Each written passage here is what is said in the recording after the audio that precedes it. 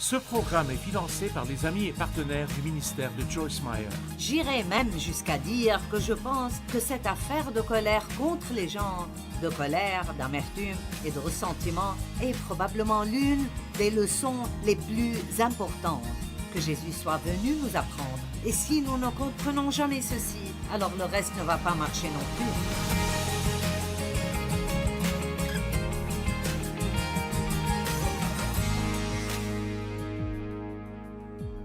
Si vous voulez augmenter la puissance dans votre vie, commencez juste à vivre sans colère et offense et voyez ce que Dieu fera pour vous.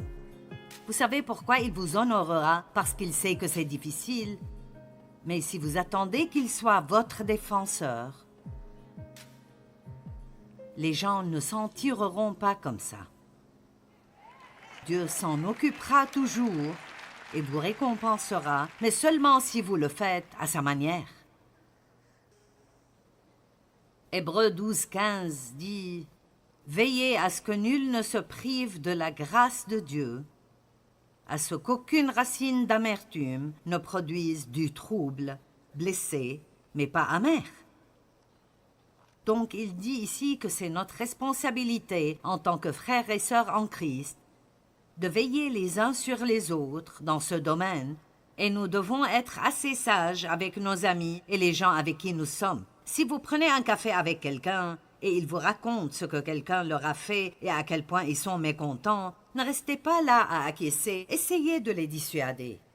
Essayez de les aider à comprendre que c'est une perte de temps, une perte du temps de Dieu, une perte de leur temps, et que cela ne résoudra en aucune manière leurs problèmes. Sinon, vous savez ce qui se passera?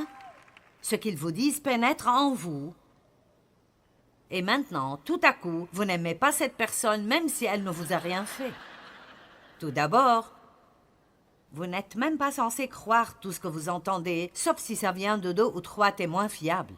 Alors il faut cesser de croire au potin et de se fâcher contre les gens parce que quelqu'un a dit quelque chose que nous ne savons même pas être vrai. Amen. Allez, si nous étudions la Bible, vivons-la. Sinon, nous ne faisons que jouer à des jeux.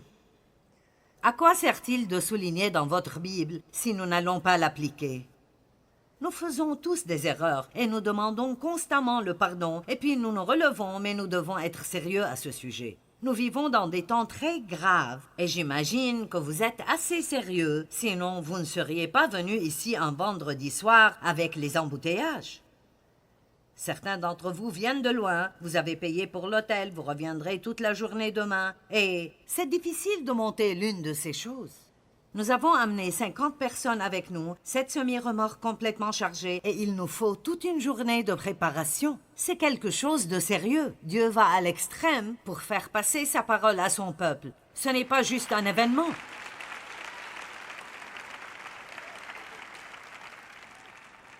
Ce n'est pas juste « je veux voir à quoi elle ressemble en personne par rapport à la télé ».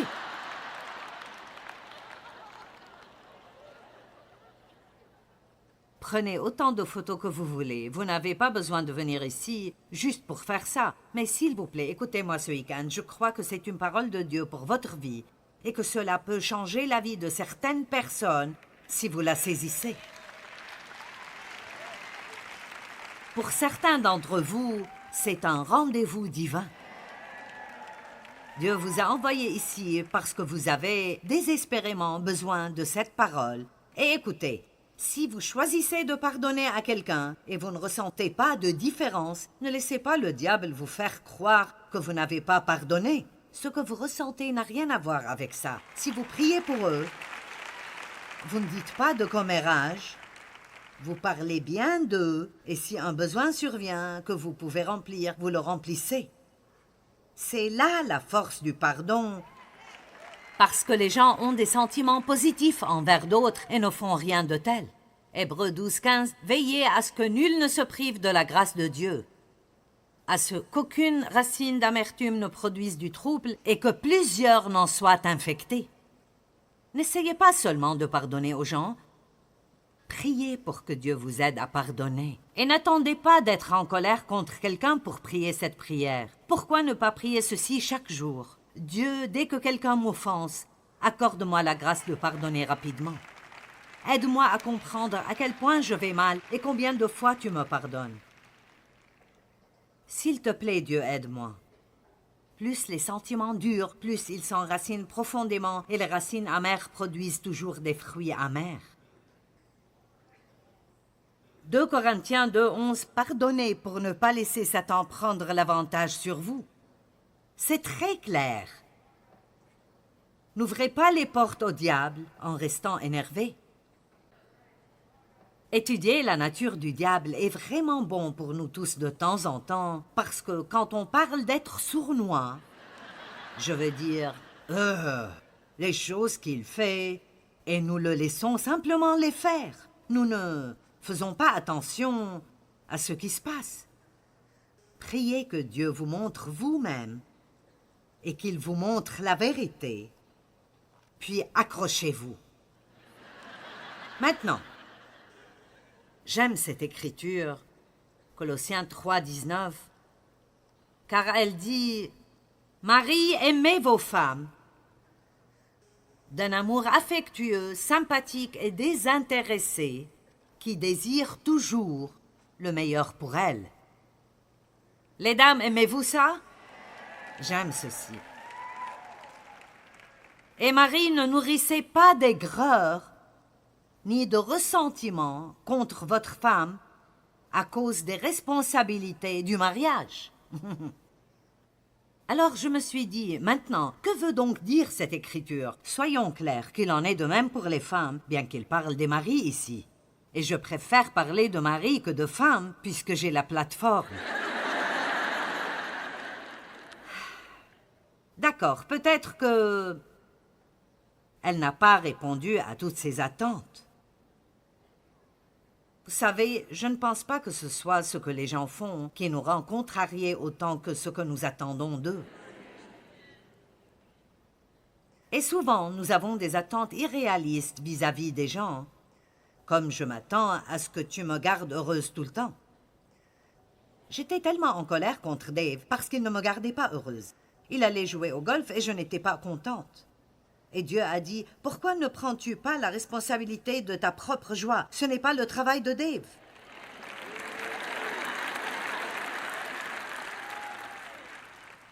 Je crois que cela pourrait libérer une femme aujourd'hui. Non, peut-être. Peut-être. Attendez-vous que quelqu'un d'autre vous garde heureuse tout le temps? C'est une attente absolument irréaliste. Et vous finirez par être amer de quelque chose que Dieu ne vous donnera jamais, parce qu'il ne veut pas que vous dépendiez des autres pour votre joie. Il veut que vous dépendiez de lui.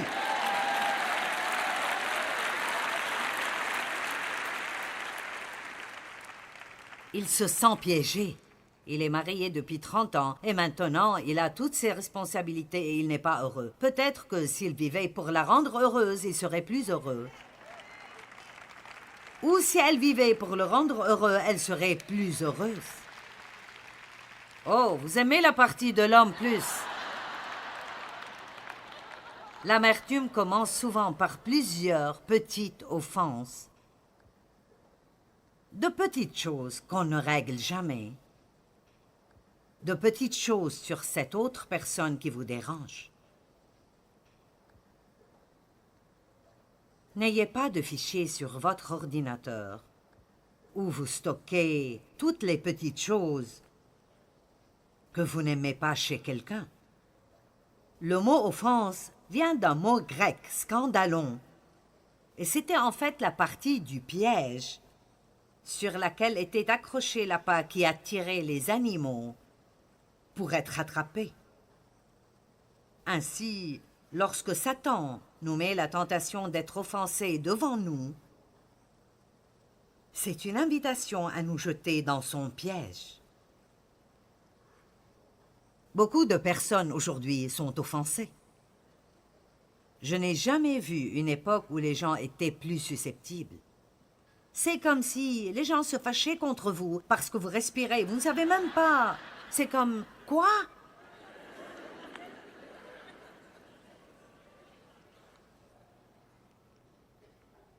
Paul a dit qu'il travaillait vraiment avec Dieu pour s'assurer que son cœur était sans offense envers Dieu et l'homme.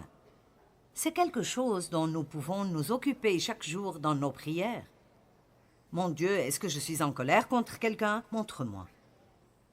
Est-ce que je n'ai pas complètement pardonné à quelqu'un? Ai-je une offense dans mon cœur? Votre journée serait meilleure si vous vous occupiez de tout cela tôt le matin et vous en finissiez. Allez! Matthieu chapitre 24 est un chapitre de la Bible sur les signes de la fin des temps. Vous avez toutes ces guerres et ces rumeurs de guerre, de famine et de tremblements de terre et toutes ces choses différentes. Mais il y a quelques écritures, versets 10 et verset 12, auxquelles nous ne prêtons pas suffisamment attention. Le verset 10 dit « Dans les derniers jours, plusieurs seront offensés et succomberont et tomberont. » Jésus s'est appelé lui-même un rocher de scandale sur lequel les hommes ont trébuché, et cela signifiait que les gens pouvaient continuer et grandir dans leur marche avec Dieu, mais quand ils arrivaient à quelque chose qui était difficile à comprendre pour eux ou difficile à faire, et cela les offensait comme dans Jean 6 quand il a dit « Vos pères ont mangé la manne dans le désert et ils étaient enthousiasmés à cause des miracles. Mais je veux traiter avec vous d'une manière différente. Je veux que vous me preniez au mot, que vous mangiez mon corps et buviez mon sang. » Et ils ont dit « Je me tire. » Et il est en fait dit que beaucoup d'entre eux sont retournés à leurs anciennes associations et ne sont pas restés assez longtemps pour comprendre ce qu'ils disaient vraiment. Alors ils sont tombés. Quand nous sommes offensés, nous ne pouvons plus grandir. Vous comprenez cela? Tant que vous êtes en colère, vous ne grandirez pas spirituellement. Tant que vous êtes offensé, vous pouvez aller à l'église 6 fois par semaine, vous ne grandissez pas spirituellement. Vous pouvez entendre toutes sortes de bonnes choses, mais vous ne pouvez pas les garder à l'intérieur de vous-même parce que c'est une question très importante. J'irais même jusqu'à dire que je pense que cette affaire de colère contre les gens, de colère, d'amertume et de ressentiment est probablement l'une des leçons les plus importantes que Jésus soit venu nous apprendre. Et si nous ne comprenons jamais ceci, alors le reste ne va pas marcher non plus. Amen.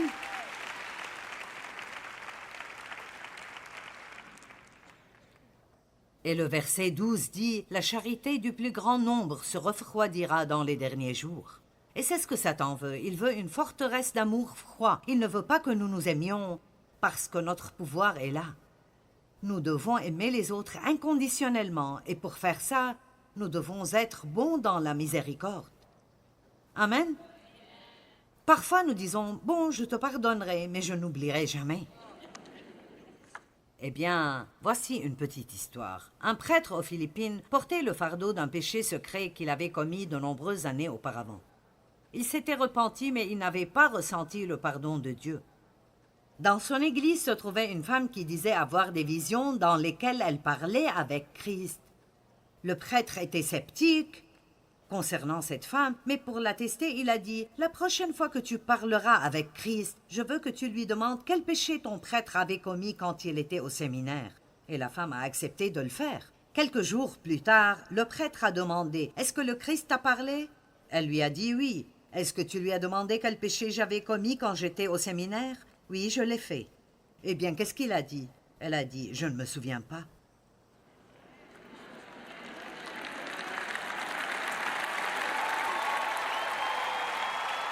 Allez! Je ne m'en souviens pas. Et c'est effectivement possible si vous pardonnez très vite. Ce que je veux, c'est que vous obteniez une maîtrise en pardon.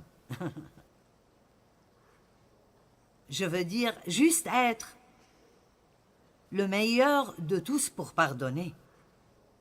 Ne perdez pas plus de votre temps. Je veux dire, si vous vous arrêtez vraiment et vous y pensez, vous réaliserez que rester en colère contre quelqu'un ne sert à rien. Ça ne les change pas, mais ça vous change. Nous devons donc garder notre marche dans l'amour actif. 1 Pierre dit « Par-dessus tout, ayez un amour fervent, et sans faille, les uns pour les autres.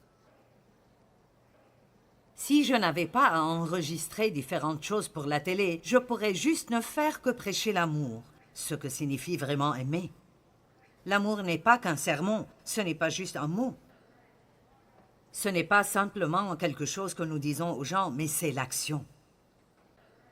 L'amour fait des choses pour les gens. C'est d'aider les gens qui souffrent, c'est de construire les gens, c'est de prendre du temps avec les gens. Ce que nous n'avons pas beaucoup aujourd'hui, nous n'avons pas beaucoup de temps pour les gens. Les relations vont mal parce que personne ne veut prendre le temps de parler à qui que ce soit.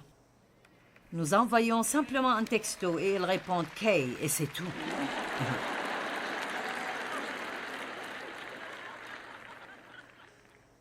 Vous ne recevrez probablement pas un texto de ma part, mais si je vous envoie un texto, ne me renvoyez pas de message qui dit « Kay ». Je veux dire, si nous sommes trop paresseux pour même dire « d'accord »,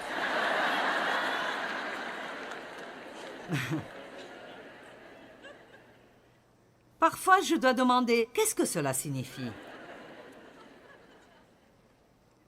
Vous êtes d'accord?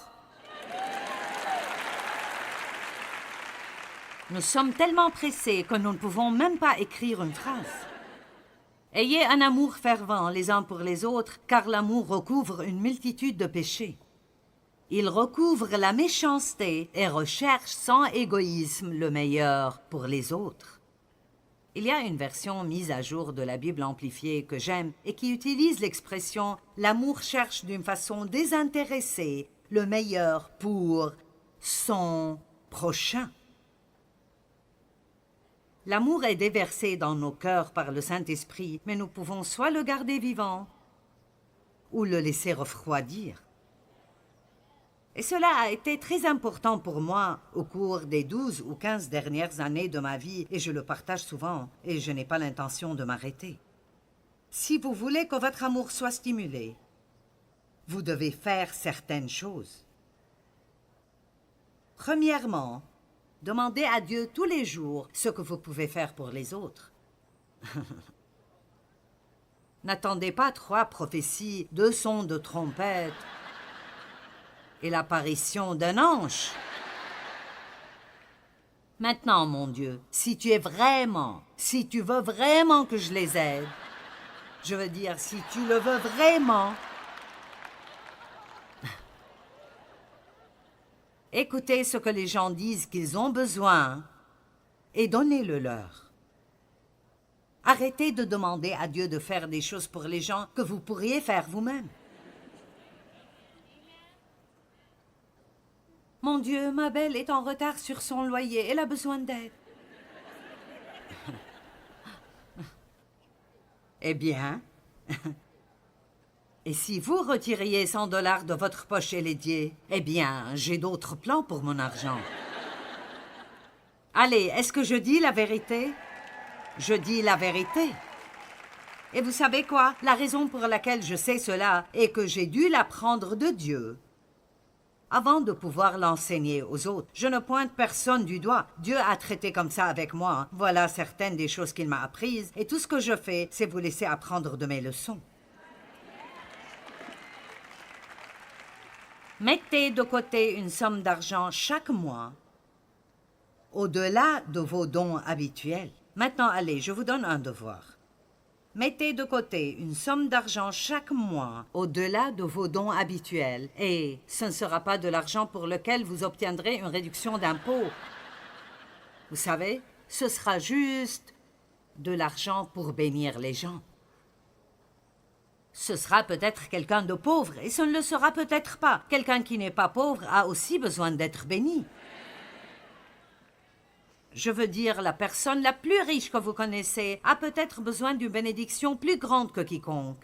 Car lorsque les gens ont beaucoup, les gens veulent habituellement toujours quelque chose d'eux et personne ne pense à leur donner. Allez, ai-je raison? Cherchez des occasions d'être une bénédiction. Je veux dire, soyez déterminés. Dites, je ne laisserai pas passer un jour de ma vie sans bénir quelqu'un. Je n'arrive pas à faire ça tous les jours, mais chaque jour, j'essaye de donner quelque chose.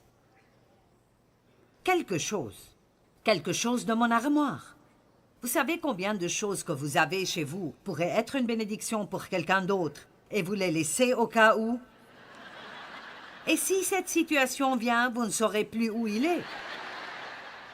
Et vous irez quand même en acheter un autre. Allez, je vous dis la vérité. Vous comprenez bien là-bas?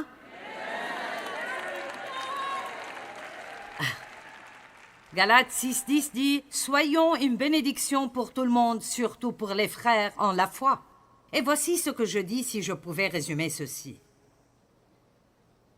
Au lieu d'être en colère, amer, offensé et énervé, même secrètement en colère, je t'aime de l'amour du Seigneur, mais chaque fois que je te vois, c'est... Allez, laissez-moi vous voir faire ça. Oh, je le fais bien mieux que vous. Vous savez, c'est un sentiment que nous avons, n'est-ce pas?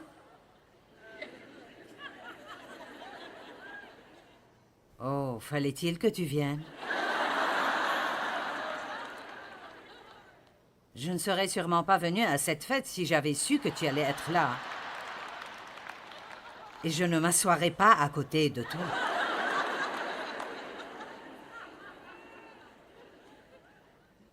Je peux vous dire quelque chose. Votre petite visite le dimanche matin n'intéresse pas autant Dieu que la façon dont vous vivez le reste de votre vie toute la semaine.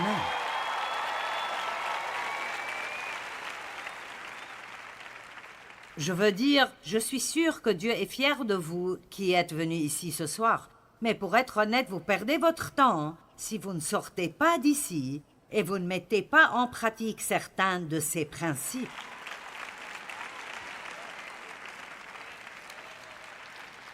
Je ne veux être en colère contre personne. La colère est fatigante.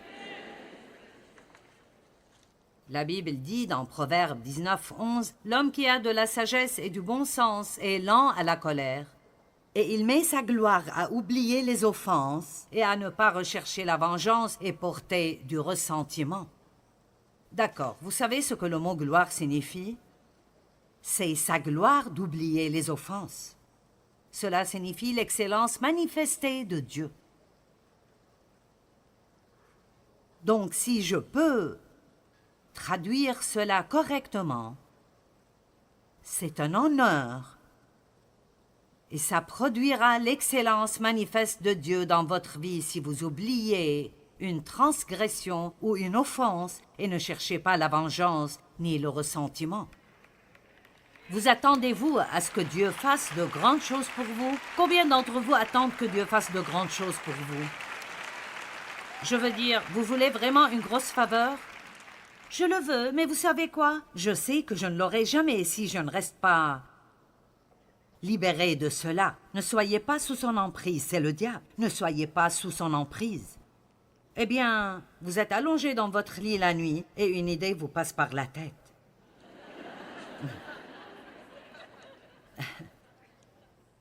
De temps en temps, je me retrouve juste, vous savez, la tête vide. Et tout à coup, je pense à quelque chose de spécifique que mon père m'a fait que je détestais. Et vous savez ce que je fais? Je dis non. Allez, ouvrez la bouche et répondez au diable. Dites simplement non. Je ne vais pas là-bas. C'était un endroit où vous viviez auparavant, mais vous n'y retournerez plus dorénavant. Amen. Combattez pour votre vie. Apprenons à faire les choses à la manière de Dieu, et cela signifie vivre sans la colère et les offenses, et marcher dans le pardon que Dieu nous offre, mais aussi en le donnant à d'autres personnes. Quand nous faisons cela, si quelqu'un nous a fait du tort, Dieu nous justifiera.